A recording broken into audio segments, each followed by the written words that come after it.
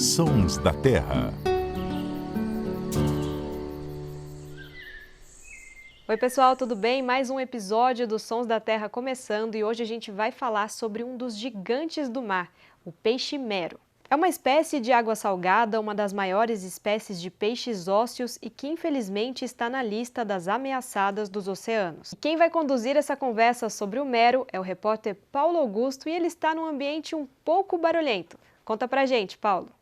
É que eu estou falando direto aqui do Aquário de São Paulo, um maior aquário da América Latina, né? É incrível esse lugar. Eu estou com o Eduardo Sanches, que é pesquisador do projeto Meros do Brasil. A gente vai falar sobre esse peixe daqui a pouquinho e sobre o som que ele faz. Mas antes eu vou começar com uma pergunta para o Eduardo. Eduardo, você me disse que o oceano não é um lugar silencioso. Como é essa história? Isso é verdade, né? É uma coisa muito interessante, as pessoas imaginam muitas vezes o oceano como um lugar silencioso, é justamente o contrário, né? Debaixo d'água, os organismos aquáticos fazem uma série de ruídos, né? Uma série de vocalizações para expressar uma série de condições, né? Um exemplo é o mero, né? O mero no período da reprodução, ou quando ele recebe algum estímulo para alimentação, algum estímulo de estresse, né? Ele faz uma vocalização, na verdade são grandes estampidos, né? E que a pessoa pode identificar através de uma coisa chamada hidrofone, que é um equipamento que é usado para medir os sons que são emitidos debaixo d'água.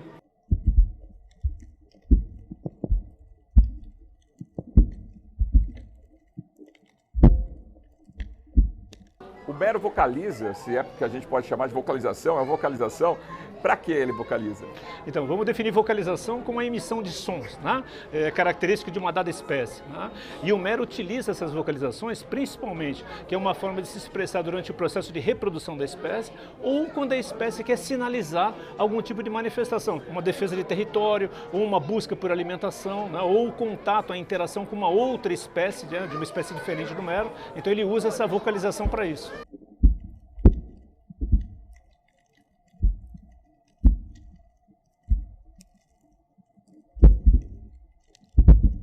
Você viu só, Ananda, que ambiente barulhento que pode ser o oceano, né?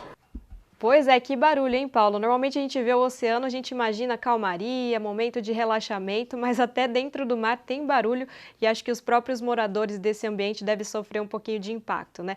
Mas vamos voltar então para o assunto, para o protagonista do programa, que é o mero, né? Você podia trazer mais informações sobre esse peixe e também falar qual que é o principal motivo dele estar na lista das espécies ameaçadas? O que é de fato uma ameaça para esse peixe? Hoje, a principal ameaça do mero está ligada principalmente à destruição dos ambientes costeiros, à poluição e à pesca proibida, que mesmo sendo proibida a pesca, ainda ocorre eventualmente a captura desses exemplares. Eu acho que uma grande curiosidade dos meros, né, é a gente saber que é uma espécie que chega aí a quase 3 metros de comprimento e mais de 300 quilos de peso, né, mas que quando ele nasce, quando ele eclode do ovo, né, ele tem menos de 1,2 milímetros e 0,1 grama, ou seja, olha o que cresce um exemplar desse, né, na natureza, né, se a gente permitir que a natureza siga seu curso, né? A taxa de sobrevivência dele é baixa nesse processo de reprodução? Então, em cativeiro, os melhores resultados com a reprodução do meros, né, apontam taxas de 2% de sobrevivência. Parece pouco, né, mas na natureza a taxa de sobrevivência provavelmente deve ser inferior a 0,1%. Então é sinal que em cativeiro já estamos conseguindo avançar alguma coisa nesse sentido, né? É muito alta, né? A gente está falando de quantos filhotes na natureza que um mero pode soltar? Numa reprodução, uma fêmea pode liberar na casa de milhões de ovos, né? Lógico que a sobrevivência disso é muito baixa, né? Mas não deixa de ser um número expressivo. O mero pode devorar um tubarão? Pode, um exemplar grande pode se alimentar de um tubarão pequeno, isso pode acontecer. Tem até umas imagens aí nas plataformas aí, algumas imagens do pessoal trazendo um pequeno tubarão no anzol, né? E aí o mero se aproxima e dá aquela... tentar abocanhar. É real? É real, isso pode acontecer. E Ananda, a gente está aqui no Aquário de São Paulo e não é à toa, porque o Aquário de São Paulo é o único lugar na América Latina que tem autorização para fazer a reprodução dessa espécie em laboratório. E é um grande desafio reproduzir essa espécie em laboratório, porque já começa por uma curiosidade, né? Todos os meros nascem fêmeas, é isso? Isso, os meros que vêm sendo trabalhados pelo Projeto Meros do Brasil, eles são parentes das garoupas e dos badejos, que são hermafroditas, né? E que tipo de hermafrodita é esse? O hermafrodita é que eles maturam inicialmente como fêmeas e depois alguns exemplares se transformam em machos, né? E isso é uma das dificuldades da reprodução dessa espécie em cativeiro. E é isso que aqui no Aquário de São Paulo vem sendo trabalhado para conseguir a reprodução dessa espécie em cativeiro e contribuir na preservação da mesma. Esses peixes ainda não foram soltos na natureza, é um processo que pode ocorrer no futuro? Ou como vocês querem trabalhar com esses peixes que estão sendo, que se reproduzem em cativeiro? Então, o principal objetivo do projeto é a preservação da espécie. E a gente entende que a preservação da espécie, ela não passa pela liberação dos exemplares na natureza, mas principalmente pela conservação dos ambientes costeiros e desenvolvimento das ferramentas que sejam necessárias quando se precisar. Então, por que é importante reproduzir a espécie em cativeiro? Porque através da reprodução da espécie em cativeiro, a gente consegue compreender melhor a espécie e entender quais são as melhores ferramentas para preservar essa espécie em ambiente natural. E a nossa equipe também esteve no litoral do Paraná para conversar com outro pesquisador, o Matheus de Oliveira Freitas. É muito curioso lá que eles usam um som para monitorar os peixes. E o Matheus vai explicar para a gente como funciona esse monitoramento, Matheus. A gente trabalha com os meros adultos aqui nas agregações, a gente embarca esses meros, captura esses meros, embarca eles e coloca esse transmissor acústico. Desse tamanho? Desse tamanho. A gente está falando de bichos de 1,80 m, 2 metros, 2,20 metros, né? Então a gente faz uma pequena cirurgia, insere esse transmissor nesse mero, costura e solta esse mero de novo na água. E esse pequeno aparelhinho fica emitindo um sinal codificado, o transmissor acústico, e fica emitindo sinais com um pulso de 1,5 a 3 minutos. Nesse intervalo, ele emite um sinalzinho, que é captado por uma rede de receptores que está instalado hoje com 9 localidades. Vamos fazer o teste, vamos colocar o microfone na água e ver se tem algum mero perto, próximo da gente. Isso sem precisar pescar o bicho novamente. Meros que foram marcados, né? Se tiverem aqui na região, a gente consegue pegar eles no sinal. Esse sinal, esse som é o do hidrofone. hidrofone. E aí quando aparece um mero com o sinal, ele muda totalmente e fica apitando. E aparece pra gente o número que está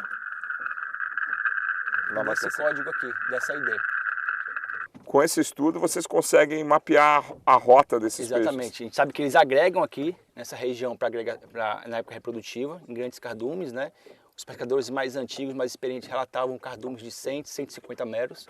Hoje a gente tem mergulhado com 15, 20 meros no máximo, em alguns pontos aqui no litoral do Paraná. Alguns pontos em Santa Catarina com 30 a 35 meros, né? E aí a gente já viu o padrão de uso desses meros em relação ao norte. No final da época reprodutiva, alguns indivíduos foram em direção ao norte. E agora a gente quer testar se existe esse uso de habitat dos meros dentro de estuários, como também, esses que a gente está onde aqui. nós estamos aqui, fora da época reprodutiva. Voltando aqui, então, direto do Aquário de São Paulo, fala para mim, Eduardo, qual que é o futuro dessa espécie, assim, né? O que vocês visualizam no futuro breve? Bom, a gente acredita num grande futuro para a espécie do mero, assim como para outros recursos pesqueiros, onde a ciência, né, trabalha de mão dadas com a iniciativa privada e com a própria sociedade, buscando desenvolver tecnologias para a preservação desses recursos, né, e principalmente também levando esse conhecimento para a grande população, que é o trabalho que vocês estão fazendo aqui. Valeu, Eduardo. Muito obrigado pela participação aqui. Seja bem-vindo aos Sons da Terra. Volte novamente para falar dos peixes, que eu sei que você é um profundo apaixonado pelos peixes. Ao contrário que isso vem desde criança. Eu acho que são mais de 40 anos trabalhando com peixes, né?